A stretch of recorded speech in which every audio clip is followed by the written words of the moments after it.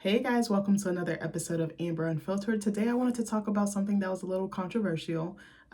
It kind of stemmed from me watching this movie. It came out in like 2016 called Me Before You. It has the girl who plays Daenerys from Game of Thrones. I believe her name is Emilia Clarke. But before I do that, don't forget to like, comment, and subscribe. Also, if you want to cash at me at Amber Unfiltered Show, that'd be greatly appreciated. This movie was wild. Yesterday I kind of had like a shitty day, so I was like, okay, I was a little emotional and I was like, bro, I can't focus. I tried to do schoolwork and I just kept zoning out. I was just like staring at the computer for like 15-20 minutes and I was like, all right, let me regroup. I was like, I'm gonna give myself the day to like kind of just veg out, and then tomorrow I'll try to, pick back up because I have a paper due in like a weekend, bro. I only have one paragraph. I've been struggling so hard to write this paper. I was like, baby, maybe I need to reach out to my professor for like an office hours appointment, or like reach out to the library or like the tutoring center, because I was like, baby, my mind is a blank canvas, bitch. So I was like, okay, so I think, what did I do? I watched this fucking murder doc series. Oh my God. Manhunt, I think it was called, the Emily Longley story, or the murder of Emily Longley. She was this gorgeous fucking girl from New Zealand, I believe. She was like 17 years old and she started dating this guy who was like 19, and the guy ended up killing her. It was so fucked up and he didn't even have any remorse. If you get a chance, watch it. It's not the best doc, but it does have really good information and the storytelling is amazing. It is very unfortunate that they lost their loved one because she did not deserve this.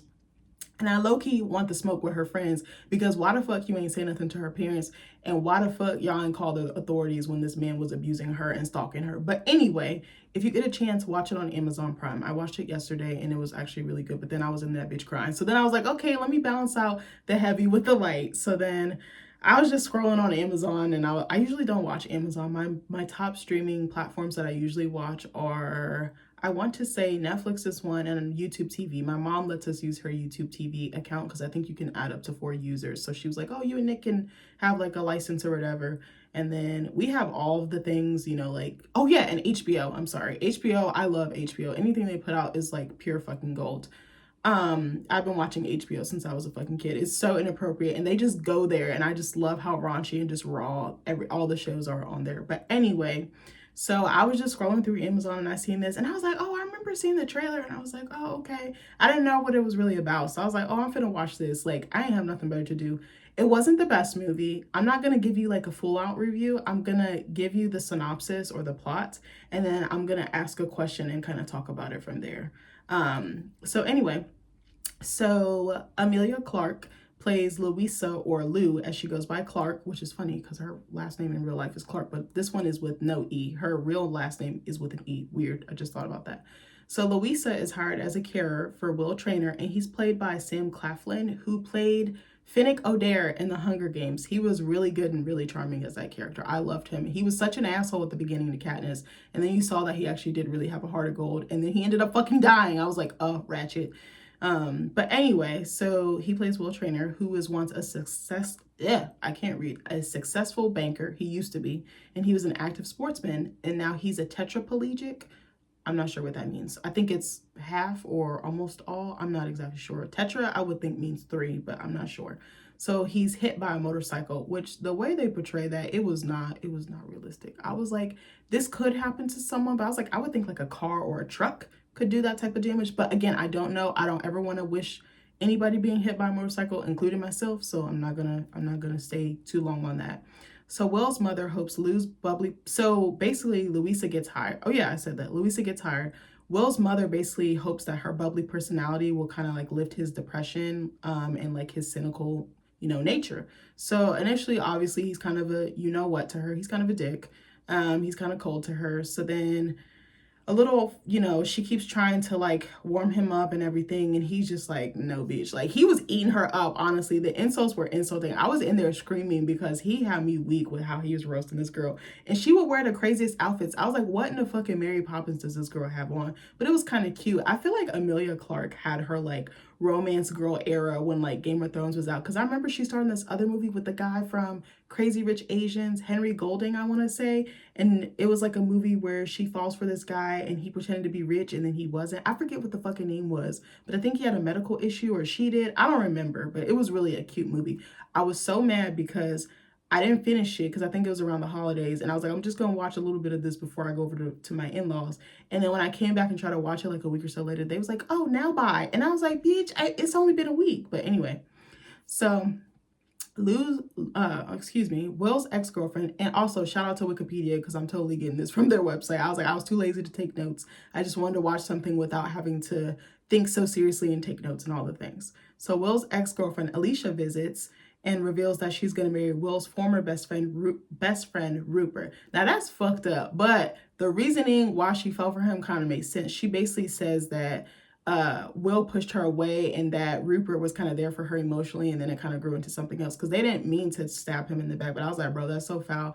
I don't think I could cross that line morally, but again, he was there. He was that shoulder to lean on, so it is what it is. So Lou perseveres with Will, and as the two grows close, she learns he is very cultured and worldly. He has so much knowledge. You know, he starts getting her to watch foreign films. He starts getting her to like travel. Like she's living her best life through this guy.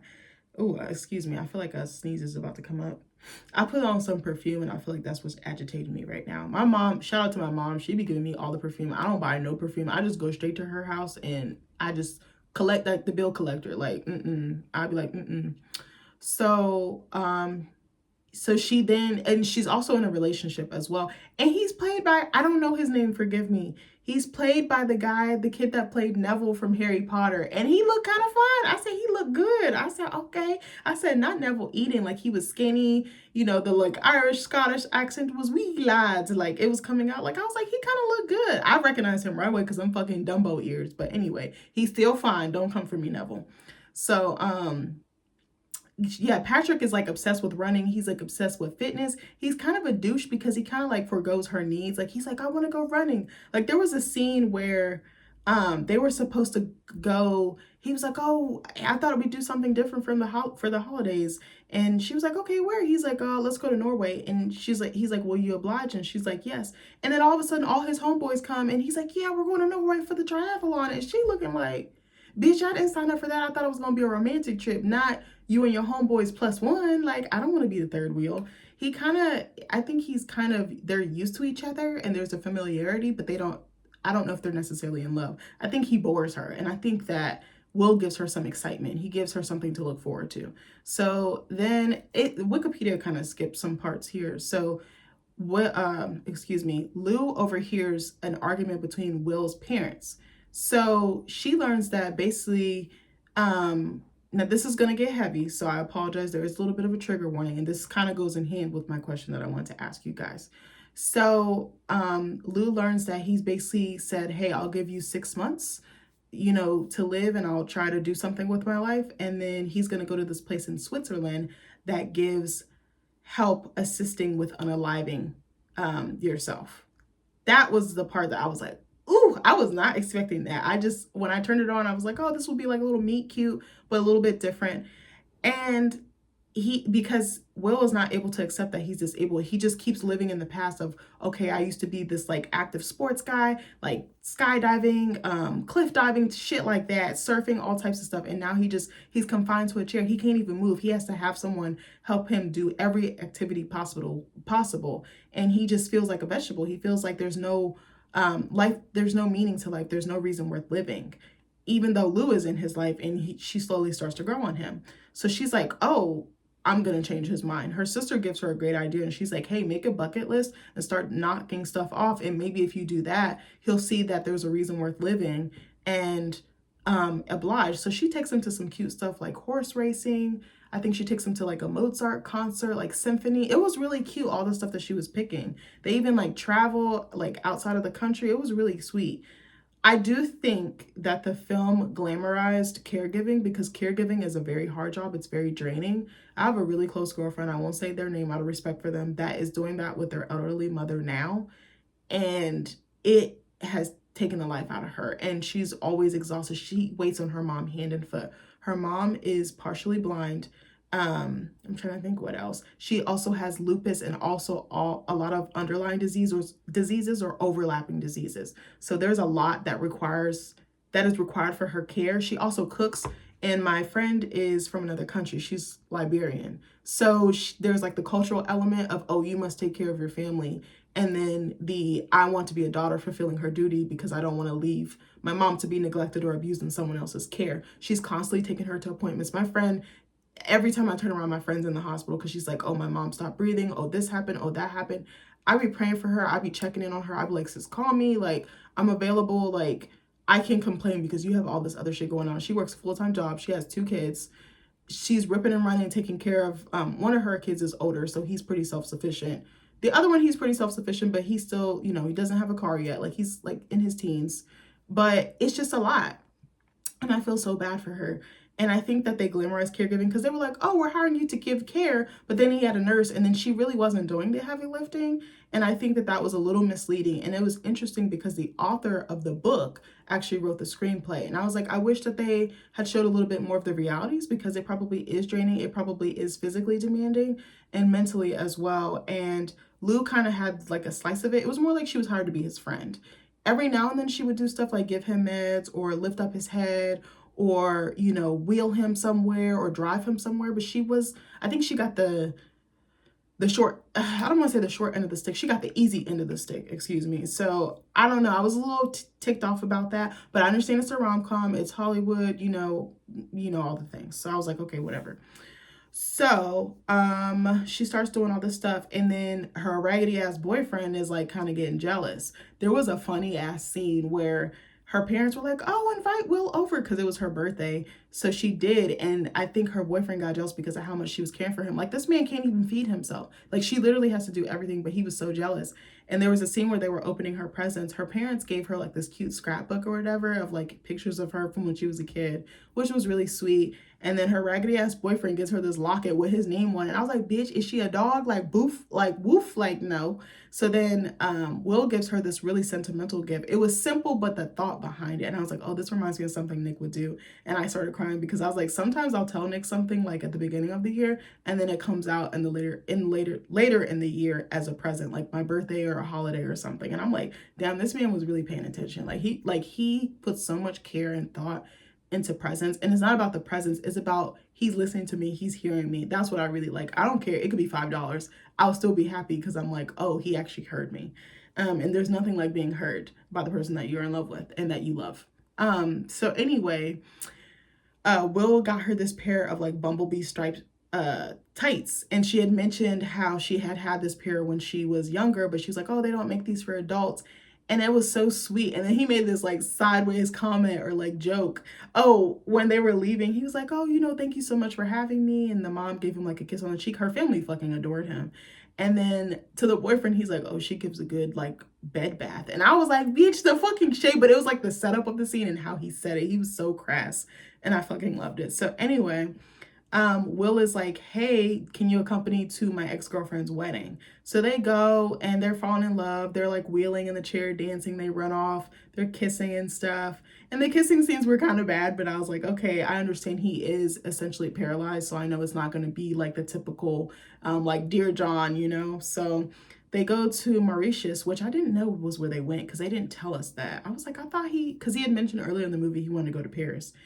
And so Will is like, I'm still going to do the assisted unaliving in Switzerland. And he's like, I want you to live a full life. I don't want you to have any regrets. I don't want you to regret, miss meeting out on someone that you don't have to do all this for. And she is devastated. She's like, I just poured my heart out to you and you just fucking trampled all over it with your fucking wheelchair. So they get into it. And then when they get back to the airport, his parents are like, let's go out to eat. Let's see how the trip went, how you guys got on. And also the other caregiver, the nurse, came on the trip with them and he kind of found a love interest, which was really sweet. I don't know. I guess she needed him there just in case something medically went wrong, which made sense. But it was a little weird because it was like he was there and then he was like, bye. Like he saw this cute blonde girl and he was like, I'm out of here.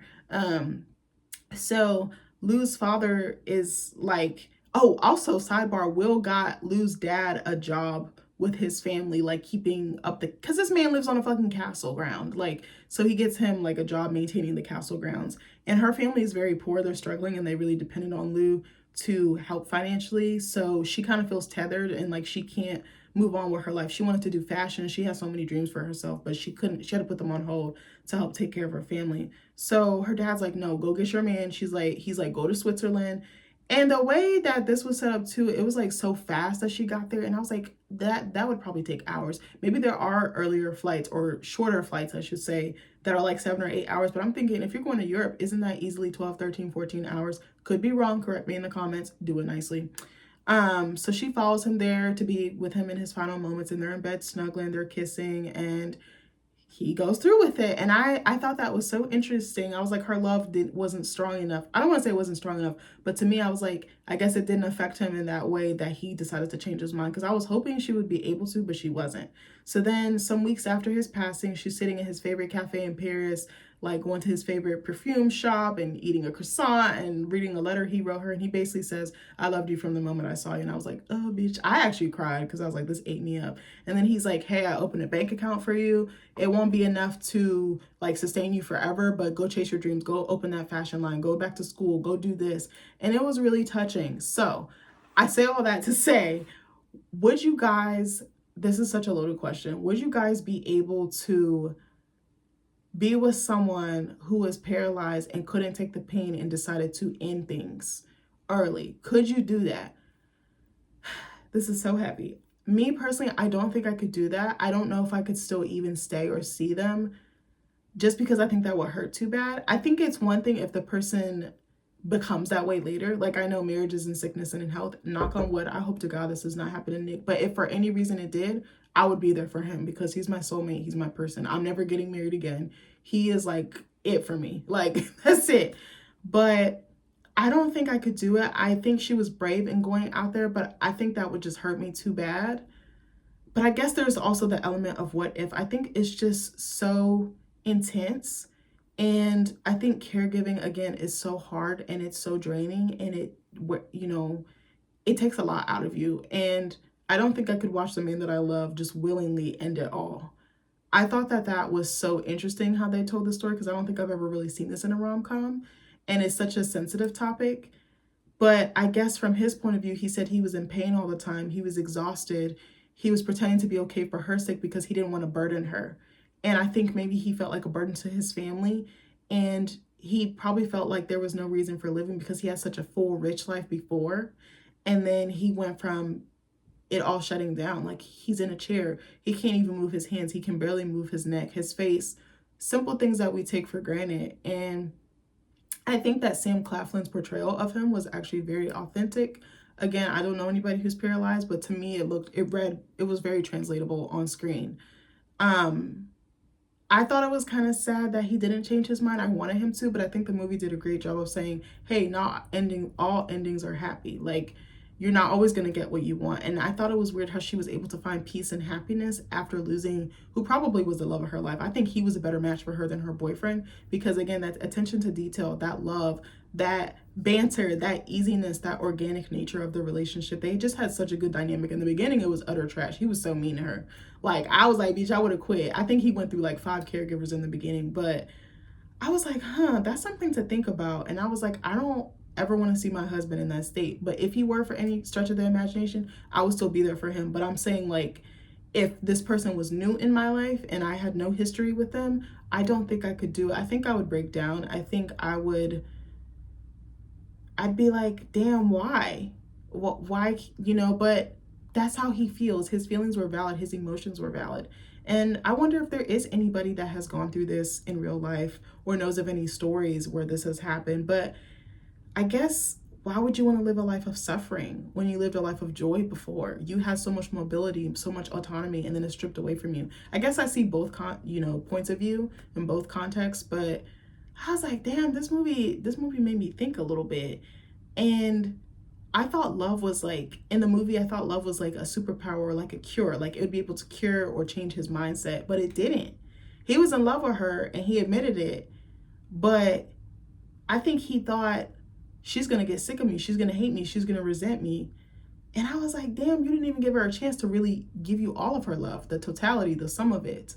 So I don't know. I thought I had more to say. I think I added a lot of comments in the beginning of the video, but I don't know. I think that's just such a loaded question. Let me know in the comments what you guys think about this. Be polite, be kind. Again, I don't have a lot of knowledge on this topic, but I just thought it was so interesting that they put this in a romantic comedy, because usually it's more cheesy, meet cute. It's not as heavy, but it was heavy. I cried at the end. I said, girl, oh my God. I was like, I don't think I would have been able to get on that plane. I don't know if I would have been able to accept his money. Probably not. But I just, she was so convinced that she could do this. Her sister even convinced her, like, she was like, yes, I'm going to change his mind. I'm going to be with him forever. Like, I'm really going to be with the guy of my dreams. And then it was taken away from her. But it was like, I guess I see his point of view too. Like, yes, I found someone I love. I found someone who I could probably spend the rest of my life with. But realistically, could they have kids? Could they get married? Could they have a long marriage? Could he find joy again? And he was told that he would never be able to walk or like move in the same way that he did before again. He had it all. And it makes me think like how fleeting life is and how anything that we take for granted can be taken away from us. That's why I try really hard to be grateful and appreciative, even though sometimes I can be very pessimistic, but then I'll like stop and think like, oh, this is so nice. Like even though it's not the same thing, like with Thanksgiving, I was like in such a bad headspace, but then I was like, my in-laws are opening their home. They've cleaned their home. They have all this food for us. They're hosting us. They're playing games. They're keeping the family together. I was like, that is a lot of work, and I should be more appreciative of that. And I took a step back to think about it. I was like, you can feel how you feel, but also see the other side and not be so steeped into the negativity or the darkness. But anyway, let me know what you guys think. Let me know if you've even watched the movie. Let me know if you're going to watch it. Again, it's not the best movie, not bashing the actors or anything. It's just a little slow, and it was drawn out because it was 2 hours long. I was like, this could have been like an hour and 20, an hour and 30. But I know that they had to build the story. There were some really good sequences too, like the way that they shot it and everything, and it was just sweet. It was like touching, but it was very light. The romance was very, very light. It was more like they had an emotional connection first, which I think is really important in dating. I'm not a dating or a relationship expert or coach or guru or anything. I don't claim to be. I'm just speaking from my experiences. I think when you have such a tight emotional connection with someone, that is honestly better than physical a lot of the times to me, because it's like, I know you're going to have my back regardless of what state I'm in. And if you can accept me with my demons, my scars, my wounds, my issues, like I think that's more powerful than anything. So maybe that's why I had a hard time with it, because I'm so used to a specific formula, but this one kind of went against that. So anyway, I love you guys. Let me know what you think in the comments, and I'll talk to you soon. Bye.